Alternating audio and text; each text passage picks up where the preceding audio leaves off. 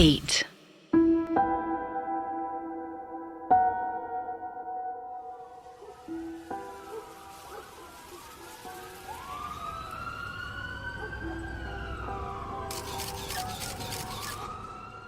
Ravi, dead body देखकर ऐसा तो नहीं लग रहा कि इसका एक्सीडेंट हुआ है। देखो अच्छे से, ऐसा लग रहा है कि पूरे शरीर में खून की एक बूंद तक नहीं है। और आंखें देखो कैसे डर से बाहर आ गई हैं। और ये गले पर घाव देखो, ऐसा लग रहा है कि कोई गले का मांस खींच कर ले गया। ये केस कुछ तो अजीब है। खैर, तुम ऐसा करो, बॉडी को फोरेंसिक भिजवा दो। इंस्पेक्टर दीप सब इंस्पेक्टर रवि से कहते हैं। आधे घंटे पहले ही उन्हें चौकी में कॉल आया था कि NH 530 पर एक एक्सीडेंट हुआ है और जो लोग उस वक्त हाईवे पर थे उन्होंने कुछ अजीब सी चीजें देखी है जिससे उनका दिमाग चकरा गया है। वहां पर 2 लोग जो हाईवे से जा रहे थे और कुछ गांव के लोग जो वहीं बगल में अपने खेतों में काम कर रहे थे वहां पर खड़े थे। इंस्पेक्टर दीप उनके पास जाते हैं और उनसे पूछताछ करते हैं। तो आपका कहना है कि आपकी कार इनके कार के पीछे चल रही थी। थोड़ा अच्छे से बताओगे कि क्या हुआ था यहाँ पर? दुबला पतला सा आदमी सफ़ेद शर्ट और ब्लू जींस पहने खड़ा था और डर से कांप रहा था। सर, इनकी कार मेरी कार के बिल्कुल आगे जा रही थी। अचानक से किसी चीज़ के टकराने की आवाज़ आई और ये कार एकदम से रुक गई और मैंने भी तुरंत ब्रेक मारी। मुझे तो एक पल समझ नहीं आया कि आखिर हुआ क्या। मैं अपनी कार से उतरा और मैंने आगे जाकर देखा तो सर, इस कार का एक्सीडेंट हो चुका था और कार का दरवाज़ा खुला हुआ था और उसके गले से लगातार खून बह रहा था। पर सर, ये कार सीधा सीधा जा रही थी। ना आगे से कोई ट्रक आया, ना कार आई और ना ही कोई पेड़ है। सर, ये कार तो हवा में ही ठुक गई। अच्छा ठीक है। हाँ, तो आप क्या कह रहे थे कि आपने यहाँ पर एक काले रंग का कुत्ता देखा है ना? एक गांव वाले की ओर बढ़ते हुए इंस्पेक्टर दीप ने पूछा। जी साहब, हम यही बगल में अपने खेतन में काम कर रहे थे कि अचानक से ज़ोर से आवाज़ आई। हम तुरंत भाग के यहाँ पर आए तो हमने देखा कि ई बाबूजी पर एक बड़े से काले रंग के कुत्ते ने हमला कर दिया। उसने इनके गले का मांस नोचा और सर हुआ जंगलन की तरफ भाग गया। साहब जी, ऐसा बड़ा कुत्ता हमने अपने पूरी ज़िंदगी में नहीं देखा आज तक। हमका तो बहुत डर लग रहा है, उस गांव वाले ने कहा। यह सुनकर इंस्पेक्टर दीप का दिमाग घूम गया। अरे राठी, ये सब क्या हो रहा है? कोई कह रहा है कि कार हवा में ठुक गई, ये कह रहे हैं कि बड़े से काले रंग का कुत्ता आया था। यहां पर आखिर हो क्या रहा है? मेरा तो दिमाग घूम गया। कांस्टेबल राठी जो क्राइम सीन्स की पिक्चर ले रहा था वो उनके पास आया और बोला, सर जी, ये है ना केस दिमाग घुमाने वाला। पर मेरी बात मानो ना, तो हो सकता है कि इसमें किसी भूत प्रेत का साया हो। आप खुद ही देखो, इतना खून निकला पर ससुरा कार में खून का निशान ही नहीं है। ऐसा लग रहा है जैसे खून हवा में कहीं उड़ गया। अगर इनकी बात माने तो एक काला कुत्ता आया, उसने इनके गले का मांस नोचा और भाग गया। पर सर, खून तो गिरता कहीं। यहां पर तो कार बिल्कुल चकाचक है। हमका तो लागत है सर, इसमें कोई ऊपरी साया है। क्या कहते हो? का पैरानॉर्मल एक्सीडेंट है सर।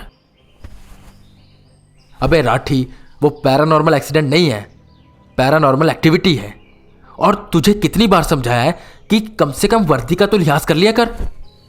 जहां देखो भूत प्रेत ये वो, ऐसा कुछ नहीं है।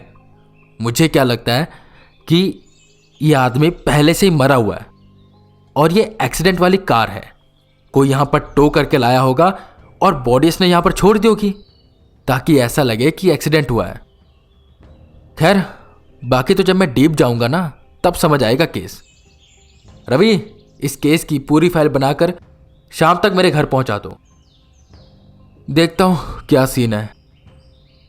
इतना बोल इंस्पेक्टर दीप वहां से चले गए और वहीं पर सब इंस्पेक्टर रवि और कांस्टेबल्स अपने काम में लगे रहे।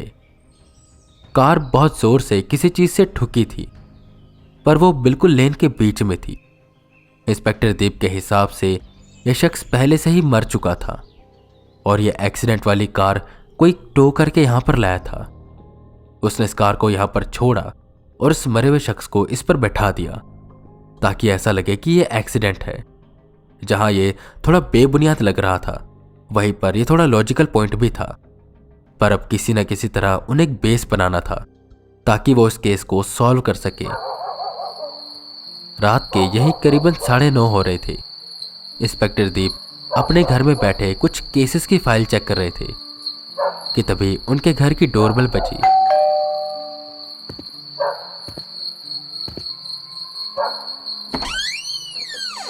वो बाहर आए।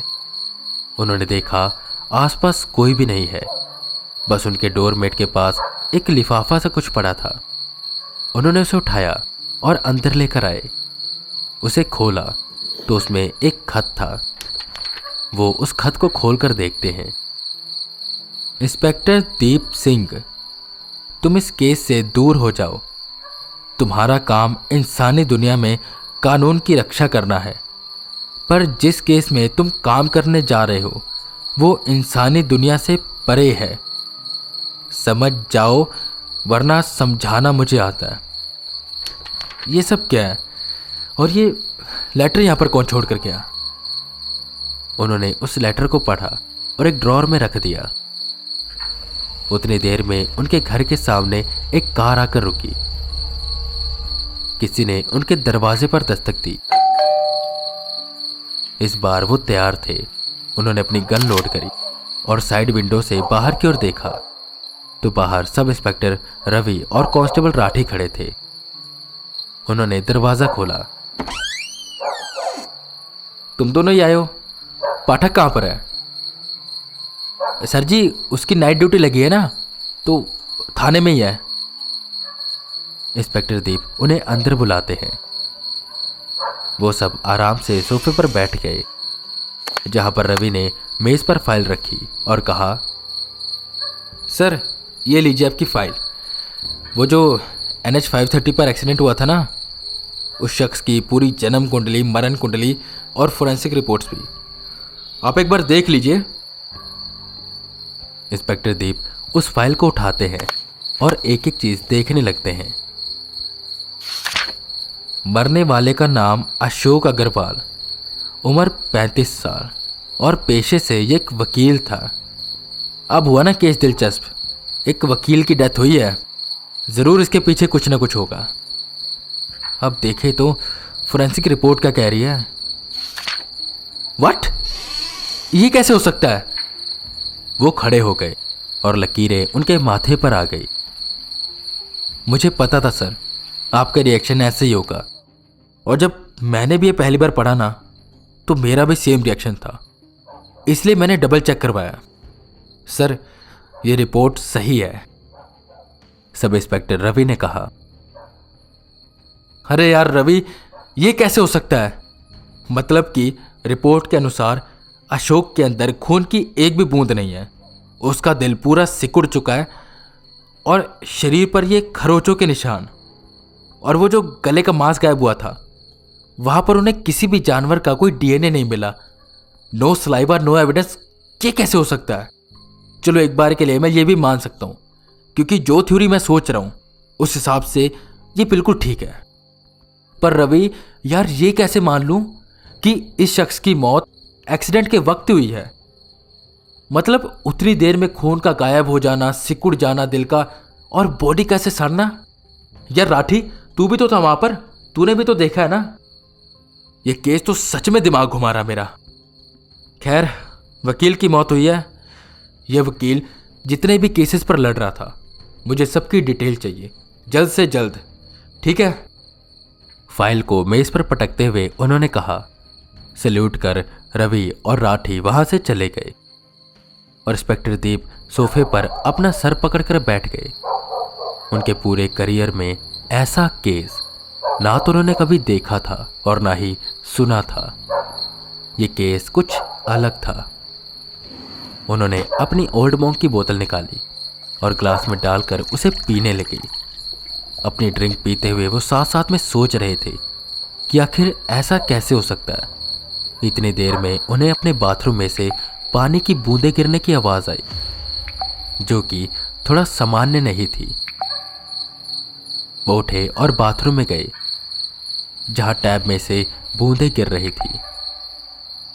उन्होंने उस टैब को बंद किया और वापस मुड़े कि तभी फिर से वो शुरू हो गई। अब इस टैब को क्या हो गया? इतनी देर में उन्हें ऐसा लगा कि उनके पीछे कोई है। उन्होंने शीशे में देखा तो उनके पीछे एक बहुत डरावनी औरत खड़ी थी, जिसकी चमड़ी नीले रंग की थी और उसने लाल रंग के कपड़े पहने हुए थे। उसकी आंखें भी उसके कपड़ों की तरह पूरी लाल थी। वो उनकी ओर देखती है और मुस्कुराती है। उसके एक हाथ में तलवार थी और दूसरे हाथ में नर खोपड़ी। गले में उसने हड्डियों की माला पहनी हुई थी। वो धीरे से दीप के कान के पास आई और बोली, इंस्पेक्टर दीप सिंह, तुझे मैंने कहा ना कि इस केस से दूर हो जा, वरना मैं तेरा वो हशर करूंगी जो तू सोच तक नहीं सकता। मुझे मेरे मालिक ने तुझे बस चेतावनी देने को भेजा है। अगर मैं चाहती तो अभी के अभी तेरा सारा खून निकाल कर पी जाती।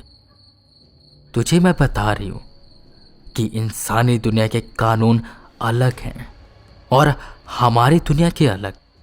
तो बेहतर रहेगा कि तुम इस केस को छोड़ दो, वरना अगली बार मैं चेतावनी देने नहीं आऊंगी। इतना सुन वो डर से कांपने लगे और ऐसा डर उन्हें पहली बार महसूस हुआ था।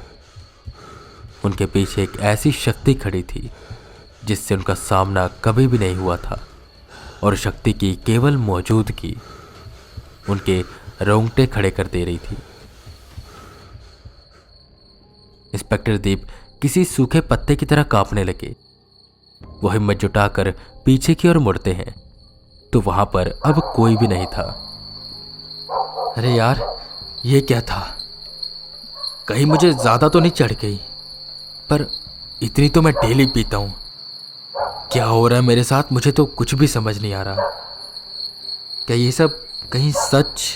नहीं नहीं, ये सब सच नहीं हो सकता। कहीं ना कहीं ये कोई भ्रम है।